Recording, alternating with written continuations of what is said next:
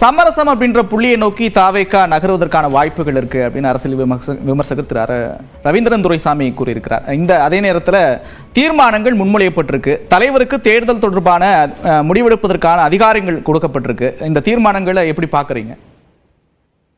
முதல்ல தீர்மானங்களை பொறுத்தப்பட்டு பேசும்போது தமிழ்நாட்டு நலன்களுக்கு எது தேவையோ அந்த அடிப்படையில் தீர்மானங்கள் போடப்பட்டிருக்கிறத நம்ம பார்க்கிறோம். நம்ம அது மும்மொழி கொள்கை விஷயமாகட்டும், அது இருமொழி கொள்கை தான் தமிழ்நாட்டுக்கு உரிய ஒரு விஷயம் என்பதை சொல்வதாகட்டும், அல்லது தொகுதி மறுவரை ஆகட்டும் போன்ற பல விஷயங்கள் வந்து பார்க்கும்பொழுது, ஹிந்தி திணிப்பை எதிர்ப்பதாகட்டும் போன்ற பல விஷயங்கள் பார்க்கும்பொழுது ஒன்றிய அரசு என்கிற வார்த்தையை பயன்படுத்தி அவர் போட்டிருக்கிற தீர்மானங்கள் நிச்சயமாக மத்திய அரசு தமிழ்நாட்டுக்கு எதிராக எடுக்கிற பல விஷயங்களுக்கு எதிர்ப்பாக போடப்படுகிற ஒரு தீர்மானம், அவருடைய கொள்கை எதிரியான பாஜகவுக்கு எதிராக போடப்படுற ஒரு தீர்மானம் நான் பார்க்கிறேன். அதே சமயம் சட்டம் ஒழுங்கு போன்ற பல பிரச்சனைகள், பரந்தூர் விமான நிலையம் போன்ற பல வேறு பல பிரச்சனைகள், மீனவர் பிரச்சனை போன்ற பிரச்சனைகள், தமிழ்நாடு அரசு பல விதங்களில் நடவடிக்கை எடுக்காத சில விஷயங்கள் எல்லாம் குறிப்பிட்டு அவர் போட்டிருக்கிற விஷயங்கள், அரசியல் எதிரியான திமுகவை எதிர்த்து போட்டிருக்கிற தீர்மானங்கள், அதுவும் வந்து சரியான அடிப்படையில் போடப்பட்டிருக்கு. ஒரு காம்போவா அதை கொடுத்திருக்காரு, ரெண்டையும் கலந்து மத்திய மாநில அரசுகளுக்கு எதிரான ஒரு காம்போவான ஒரு தீர்மானமாக நான் அதை பார்க்கிறேன். அவருடைய கட்சி எடுத்திருக்கிற ஸ்டாண்டுக்கு அது ஏற்புடைய ஒரு தீர்மானங்களா இருக்கிறதையும் நான் பார்க்கிறேன். அவர் எதுக்காக சமரசம் பண்ணணும், யார் கூட சமரசம் பண்ணணும், ஏன் சமரசம் பண்ணணும், எந்த அடிப்படையில் சமரசம் பண்ணணும்ன்ற விஷயங்கள்லாம் எழறதை நம்ம பார்க்கிறோம். நம்ம அவர் ஒரு செல்வாக்கு மிக்க நடிகராக இருக்காரு, ஆனால் அவருக்கான செல்வாக்கு என்னன்னு தெரியாது. கட்சி வந்து அவருக்கு முழு அதிகாரத்தை கொடுத்திருக்கு, தேர்தல் சம்பந்தப்பட்ட முடிவுகள் எடுக்கிறதுக்கு முழு அதிகாரம் கொடுத்திருக்கு. அவர் வந்து தேர்தல் சமயத்துல நிலவர சூழல் அவரை பொறுத்த மட்டும் அவர் இன்னும் தமிழ்நாட்டு மக்கள் மத்தியில களப்பணியை இறங்கல, பொதுமக்கள் இன்னும் சந்திக்கல. அதெல்லாம் சந்திச்ச பிறகு அவருக்கு என்ன ஆதரவு இருக்கோ அதற்கேற்றபடி அவர் தீர்மானம் செய்வார்.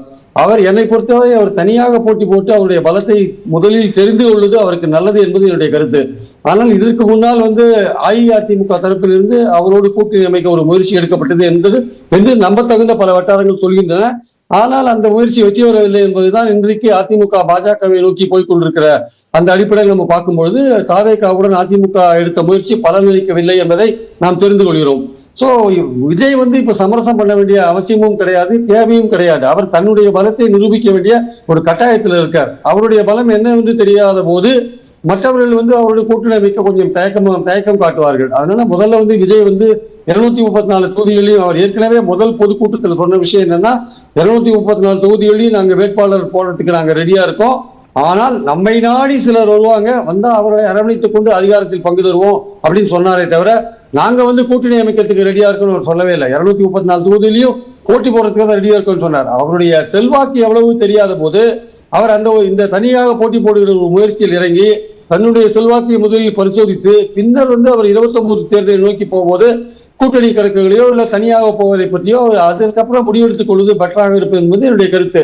தற்சமயத்துக்கு அவர் யாரோடையும் சமரசம் பண்ண வேண்டிய அவசியம் இல்லை. கொள்கை எதிரியான பாஜகவையும் அரசியல் எதிரியான திமுகவையும் எதிர்கட்சியா இருக்கிற அதிமுகவை தற்சமயத்துக்கு அவர் விமர்சிக்க வேண்டிய அவசியம் இல்லை. ஆனால் ஊழல் எதிர்ப்பு என்கிற ஒரு புள்ளி வரும்பொழுது அவர் அதிமுகவை விட்டு திமுகவை மட்டும் விமர்சித்தார் என்றால் அவர் மீது சந்தேகம் வருவதற்கான வாய்ப்புகள் நிறைய இருக்கிறது. சோ அந்த வகையில வந்து பார்க்கும்போது ஊழல் எதிர்ப்பு என்று வரும்போது அதிமுக திமுக இரண்டையும் எப்படி பார்க்கிறார் விஜய் என்பதை நாம் பொறுத்திருந்தான் பார்க்க வேண்டும்.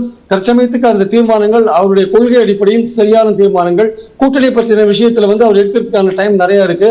அவருடைய பலம் தெரிந்த பிறகு அவர் வந்து 29 நோக்கி போகும்போது அவர் ஒரு திட்டமிட்டு எதிர்காலத்துக்கு ஏற்ற தேவையான காய்களை நகர்த்தி கொள்ளலாம் என்பது என் கருத்து. நிச்சயமா நம்மை நாடி சிலர் வருவார்கள் அப்படின்றதே கூட்டணிக்கான இசைவு தானே.